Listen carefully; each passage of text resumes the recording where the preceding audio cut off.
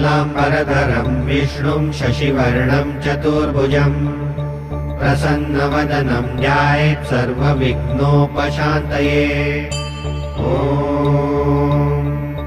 शुक्लाम्बरधरं विष्णुं शशिवर्णं चतुर्भुजं प्रसन्नवदनं ध्यायेत् सर्वविघ्नोपशान्तये। ॐ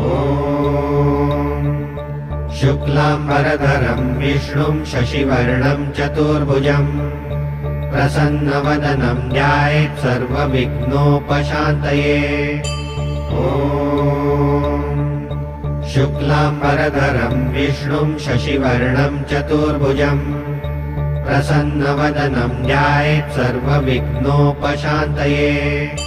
ॐ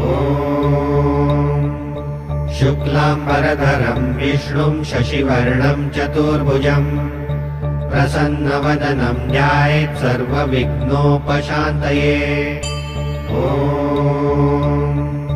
शुक्लाम्बरधरं विष्णुं शशिवर्णं चतुर्भुजं प्रसन्नवदनं ध्यायेत् सर्वविघ्नोपशान्तये। ॐ शुक्लाम्बरधरं विष्णुं शशिवर्णं चतुर्भुजं प्रसन्नवदनं ध्यायेत् सर्वविघ्नोपशान्तये। ॐ शुक्लाम्बरधरं विष्णुं शशिवर्णं चतुर्भुजं प्रसन्नवदनं ध्यायेत् सर्वविघ्नोपशान्तये। ॐ शुक्लाम्बरधरं विष्णुं शशिवर्णं चतुर्भुजं प्रसन्नवदनं ध्यायेत् सर्वविघ्नोपशान्तये। ॐ शुक्लाम्बरधरं विष्णुं शशिवर्णं चतुर्भुजं प्रसन्नवदनं ध्यायेत् सर्वविघ्नोपशान्तये। ॐ शुक्लाम्बरधरं विष्णुं शशिवर्णं चतुर्भुजं प्रसन्नवदनं ध्यायेत् सर्वविघ्नोपशान्तये। ॐ शुक्लाम्बरधरं विष्णुं शशिवर्णं चतुर्भुजं प्रसन्नवदनं ध्यायेत् सर्वविघ्नोपशान्तये। ॐ शुक्लाम्बरधरं विष्णुं शशिवर्णं चतुर्भुजं प्रसन्नवदनं ध्यायेत् सर्वविघ्नोपशान्तये। ॐ शुक्लाम्बरधरं विष्णुं शशिवर्णं चतुर्भुजं प्रसन्नवदनं ध्यायेत् सर्वविघ्नोपशान्तये। ॐ शुक्लाम्बरधरं विष्णुं शशिवर्णं चतुर्भुजं प्रसन्नवदनं ध्यायेत् सर्वविघ्नोपशान्तये। ॐ शुक्लाम्बरधरं विष्णुं शशिवर्णं चतुर्भुजं प्रसन्नवदनं ध्यायेत् सर्वविघ्नोपशान्तये। ॐ शुक्लाम्बरधरं विष्णुं शशिवर्णं चतुर्भुजं प्रसन्नवदनं ध्यायेत् सर्वविघ्नोपशान्तये। ॐ शुक्लाम्बरधरं विष्णुं शशिवर्णं चतुर्भुजं प्रसन्नवदनं ध्यायेत् सर्वविघ्नोपशान्तये। ॐ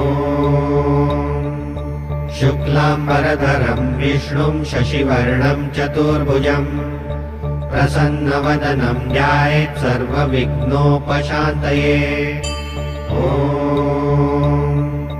शुक्लाम्बरधरं विष्णुं शशिवर्णं चतुर्भुजं प्रसन्नवदनं ध्यायेत् सर्वविघ्नोपशान्तये। ॐ शुक्लाम्बरधरं विष्णुं शशिवर्णं चतुर्भुजं प्रसन्नवदनं ध्यायेत् सर्वविघ्नोपशान्तये। ॐ शुक्लाम्बरधरं विष्णुं शशिवर्णं चतुर्भुजं प्रसन्नवदनं ध्यायेत् सर्वविघ्नोपशान्तये। ॐ शुक्लाम्बरधरं विष्णुं शशिवर्णं चतुर्भुजं प्रसन्नवदनं ध्यायेत् सर्वविघ्नोपशान्तये। ॐ शुक्लाम्बरधरं विष्णुं शशिवर्णं चतुर्भुजं प्रसन्नवदनं ध्यायेत् सर्वविघ्नोपशान्तये। ॐ शुक्लाम्बरधरं विष्णुं शशिवर्णं चतुर्भुजं प्रसन्नवदनं ध्यायेत् सर्वविघ्नोपशान्तये। ॐ शुक्लाम्बरधरं विष्णुं शशिवर्णं चतुर्भुजं प्रसन्नवदनं ध्यायेत् सर्वविघ्नोपशान्तये। ॐ शुक्लाम्बरधरं विष्णुं शशिवर्णं चतुर्भुजं प्रसन्नवदनं ध्यायेत् सर्वविघ्नोपशान्तये। ॐ शुक्लाम्बरधरं विष्णुं शशिवर्णं चतुर्भुजं प्रसन्नवदनं ध्यायेत् सर्वविघ्नोपशान्तये। ॐ शुक्लाम्बरधरं विष्णुं शशिवर्णं चतुर्भुजं प्रसन्नवदनं ध्यायेत् सर्वविघ्नोपशान्तये। ॐ शुक्लाम्बरधरं विष्णुं शशिवर्णं चतुर्भुजं प्रसन्नवदनं ध्यायेत् सर्वविघ्नोपशान्तये। ॐ शुक्लाम्बरधरं विष्णुं शशिवर्णं चतुर्भुजं प्रसन्नवदनं ध्यायेत् सर्वविघ्नोपशान्तये। ॐ शुक्लाम्बरधरं विष्णुं शशिवर्णं चतुर्भुजं प्रसन्नवदनं ध्यायेत् सर्वविघ्नोपशान्तये। ॐ शुक्लाम्बरधरं विष्णुं शशिवर्णं चतुर्भुजं प्रसन्नवदनं ध्यायेत् सर्वविघ्नोपशान्तये। ॐ शुक्लाम्बरधरं विष्णुं शशिवर्णं चतुर्भुजं प्रसन्नवदनं ध्यायेत् सर्वविघ्नोपशान्तये। ॐ शुक्लाम्बरधरं विष्णुं शशिवर्णं चतुर्भुजं प्रसन्नवदनं ध्यायेत् सर्वविघ्नोपशान्तये। ॐ शुक्लाम्बरधरं विष्णुं शशिवर्णं चतुर्भुजं प्रसन्नवदनं ध्यायेत् सर्वविघ्नोपशान्तये। ॐ शुक्लाम्बरधरं विष्णुं शशिवर्णं चतुर्भुजं प्रसन्नवदनं ध्यायेत् सर्वविघ्नोपशान्तये। ॐ शुक्लाम्बरधरं विष्णुं शशिवर्णं चतुर्भुजं प्रसन्नवदनं ध्यायेत् सर्वविघ्नोपशान्तये। ॐ शुक्लाम्बरधरं विष्णुं शशिवर्णं चतुर्भुजं प्रसन्नवदनं ध्यायेत् सर्वविघ्नोपशान्तये। ॐ शुक्लाम्बरधरं विष्णुं शशिवर्णं चतुर्भुजं प्रसन्नवदनं ध्यायेत् सर्वविघ्नोपशान्तये। ॐ शुक्लाम्बरधरं विष्णुं शशिवर्णं चतुर्भुजं प्रसन्नवदनं ध्यायेत् सर्वविघ्नोपशान्तये। ॐ शुक्लाम्बरधरं विष्णुं शशिवर्णं चतुर्भुजं प्रसन्नवदनं ध्यायेत् सर्वविघ्नोपशान्तये। ॐ शुक्लाम्बरधरं विष्णुं शशिवर्णं चतुर्भुजं प्रसन्नवदनं ध्यायेत् सर्वविघ्नोपशान्तये। ॐ शुक्लाम्बरधरं विष्णुं शशिवर्णं चतुर्भुजं प्रसन्नवदनं ध्यायेत् सर्वविघ्नोपशान्तये। ॐ शुक्लाम्बरधरं विष्णुं शशिवर्णं चतुर्भुजं प्रसन्नवदनं ध्यायेत् सर्वविघ्नोपशान्तये। ॐ शुक्लाम्बरधरं विष्णुं शशिवर्णं चतुर्भुजं प्रसन्नवदनं ध्यायेत् सर्वविघ्नोपशान्तये। ॐ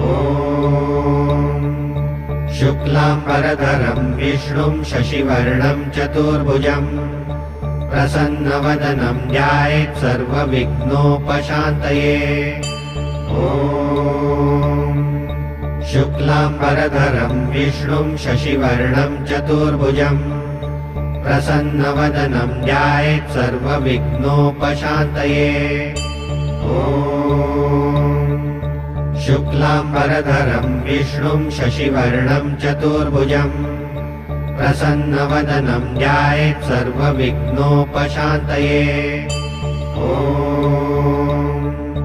शुक्लाम्बरधरं विष्णुं शशिवर्णं चतुर्भुजं प्रसन्नवदनं ध्यायेत् सर्वविघ्नोपशान्तये। ॐ शुक्लाम्बरधरं विष्णुं शशिवर्णं चतुर्भुजं प्रसन्नवदनं ध्यायेत् सर्वविघ्नोपशान्तये। ॐ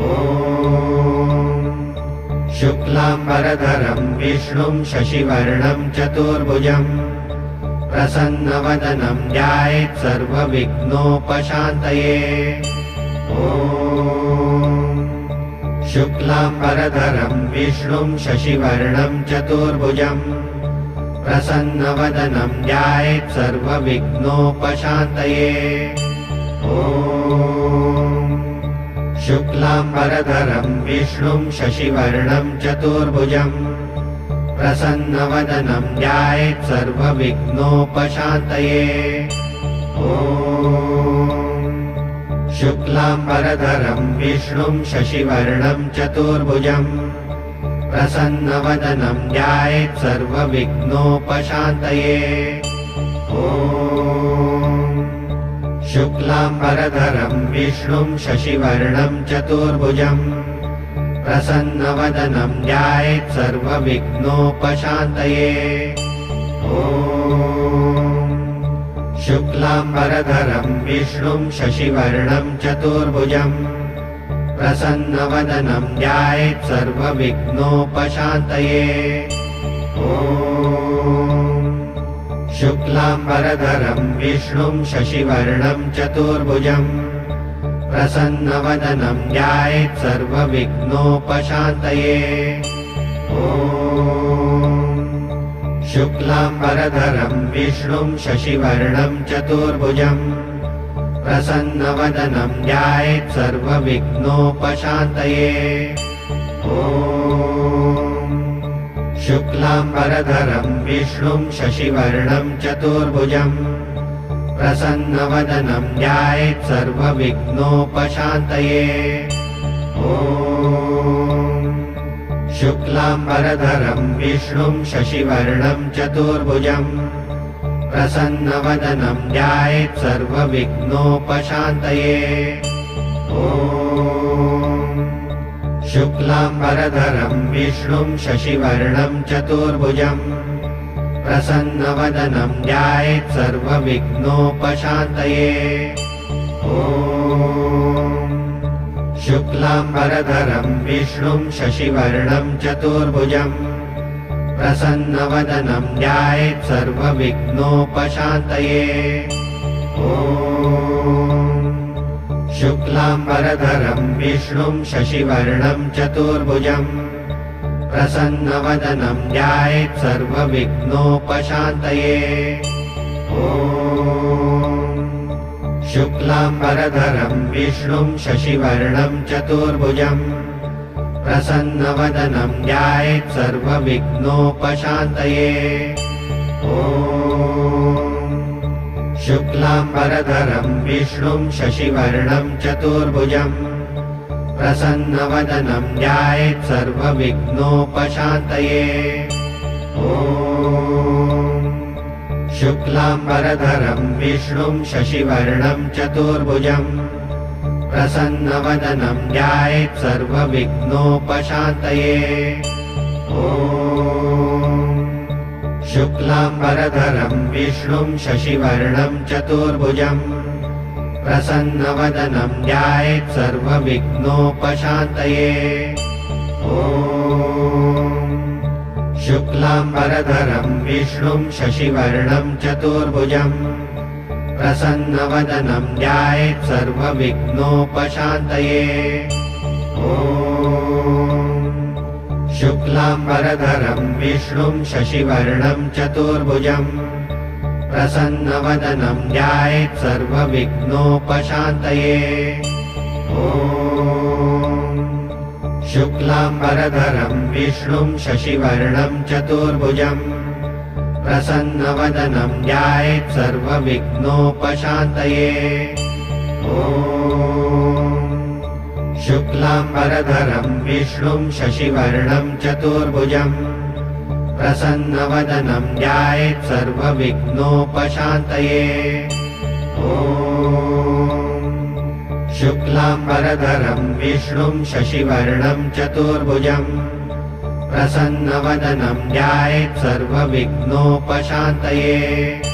ॐ शुक्लाम्बरधरं विष्णुं शशिवर्णं चतुर्भुजं प्रसन्नवदनं ध्यायेत् सर्वविघ्नोपशान्तये। ॐ शुक्लाम्बरधरं विष्णुं शशिवर्णं चतुर्भुजं प्रसन्नवदनं ध्यायेत् सर्वविघ्नोपशान्तये। ॐ शुक्लाम्बरधरं विष्णुं शशिवर्णं चतुर्भुजं प्रसन्नवदनं ध्यायेत् सर्वविघ्नोपशान्तये। ॐ शुक्लाम्बरधरं विष्णुं शशिवर्णं चतुर्भुजं प्रसन्नवदनं ध्यायेत् सर्वविघ्नोपशान्तये। ॐ शुक्लाम्बरधरं विष्णुं शशिवर्णं चतुर्भुजं प्रसन्नवदनं ध्यायेत् सर्वविघ्नोपशान्तये। ॐ शुक्लाम्बरधरं विष्णुं शशिवर्णं चतुर्भुजं प्रसन्नवदनं ध्यायेत् सर्वविघ्नोपशान्तये। ॐ शुक्लाम्बरधरं विष्णुं शशिवर्णं चतुर्भुजं प्रसन्नवदनं ध्यायेत् सर्वविघ्नोपशान्तये। ॐ शुक्लाम्बरधरं विष्णुं शशिवर्णं चतुर्भुजं प्रसन्नवदनं ध्यायेत् सर्वविघ्नोपशान्तये। ॐ शुक्लाम्बरधरं विष्णुं शशिवर्णं चतुर्भुजं प्रसन्नवदनं ध्यायेत् सर्वविघ्नोपशान्तये। ॐ शुक्लाम्बरधरं विष्णुं शशिवर्णं चतुर्भुजं प्रसन्नवदनं ध्यायेत् सर्वविघ्नोपशान्तये। ॐ शुक्लाम्बरधरं विष्णुं शशिवर्णं चतुर्भुजं प्रसन्नवदनं ध्यायेत् सर्वविघ्नोपशान्तये। ॐ शुक्लाम्बरधरं विष्णुं शशिवर्णं चतुर्भुजं प्रसन्नवदनं ध्यायेत् सर्वविघ्नोपशान्तये। ॐ शुक्लाम्बरधरं विष्णुं शशिवर्णं चतुर्भुजं प्रसन्नवदनं ध्यायेत् सर्वविघ्नोपशान्तये। ॐ शुक्लाम्बरधरं विष्णुं शशिवर्णं चतुर्भुजं प्रसन्नवदनं ध्यायेत् सर्वविघ्नोपशान्तये। ॐ शुक्लाम्बरधरं विष्णुं शशिवर्णं चतुर्भुजं प्रसन्नवदनं ध्यायेत् सर्वविघ्नोपशान्तये। ॐ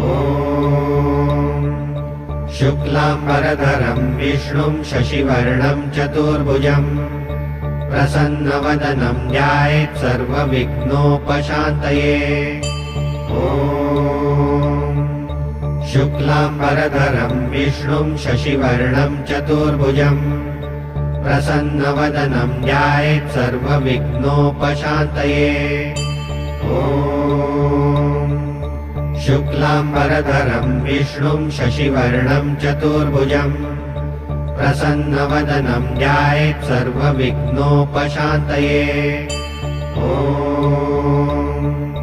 शुक्लाम्बरधरं विष्णुं शशिवर्णं चतुर्भुजं प्रसन्नवदनं ध्यायेत् सर्वविघ्नोपशान्तये। ॐ शुक्लाम्बरधरं विष्णुं शशिवर्णं चतुर्भुजं प्रसन्नवदनं ध्यायेत् सर्वविघ्नोपशान्तये। ॐ शुक्लाम्बरधरं विष्णुं शशिवर्णं चतुर्भुजं प्रसन्नवदनं ध्यायेत् सर्वविघ्नोपशान्तये। ॐ शुक्लाम्बरधरं विष्णुं शशिवर्णं चतुर्भुजं प्रसन्नवदनं ध्यायेत् सर्वविघ्नोपशान्तये। ॐ शुक्लाम्बरधरं विष्णुं शशिवर्णं चतुर्भुजं प्रसन्नवदनं ध्यायेत् सर्वविघ्नोपशान्तये। ॐ शुक्लाम्बरधरं विष्णुं शशिवर्णं चतुर्भुजं प्रसन्नवदनं ध्यायेत् सर्वविघ्नोपशान्तये। ॐ शुक्लाम्बरधरं विष्णुं शशिवर्णं चतुर्भुजं प्रसन्नवदनं ध्यायेत् सर्वविघ्नोपशान्तये। ॐ शुक्लाम्बरधरं विष्णुं शशिवर्णं चतुर्भुजं प्रसन्नवदनं ध्यायेत् सर्वविघ्नोपशान्तये। ॐ शुक्लाम्बरधरं विष्णुं शशिवर्णं चतुर्भुजं प्रसन्नवदनं ध्यायेत् सर्वविघ्नोपशान्तये। ॐ शुक्लाम्बरधरं विष्णुं शशिवर्णं चतुर्भुजं प्रसन्नवदनं ध्यायेत् सर्वविघ्नोपशान्तये। ॐ शुक्लाम्बरधरं विष्णुं शशिवर्णं चतुर्भुजं प्रसन्नवदनं ध्यायेत् सर्वविघ्नोपशान्तये। ॐ शुक्लाम्बरधरं विष्णुं शशिवर्णं चतुर्भुजं प्रसन्नवदनं ध्यायेत् सर्वविघ्नोपशान्तये। ॐ शुक्लाम्बरधरं विष्णुं शशिवर्णं चतुर्भुजं प्रसन्नवदनं ध्यायेत् सर्वविघ्नोपशान्तये। ॐ शुक्लाम्बरधरं विष्णुं शशिवर्णं चतुर्भुजं प्रसन्नवदनं ध्यायेत् सर्वविघ्नोपशान्तये। ॐ शुक्लाम्बरधरं विष्णुं शशिवर्णं चतुर्भुजं प्रसन्नवदनं ध्यायेत् सर्वविघ्नोपशान्तये। ॐ शुक्लाम्बरधरं विष्णुं शशिवर्णं चतुर्भुजं प्रसन्नवदनं ध्यायेत् सर्वविघ्नोपशान्तये। ॐ शुक्लाम्बरधरं विष्णुं शशिवर्णं चतुर्भुजं प्रसन्नवदनं ध्यायेत् सर्वविघ्नोपशान्तये।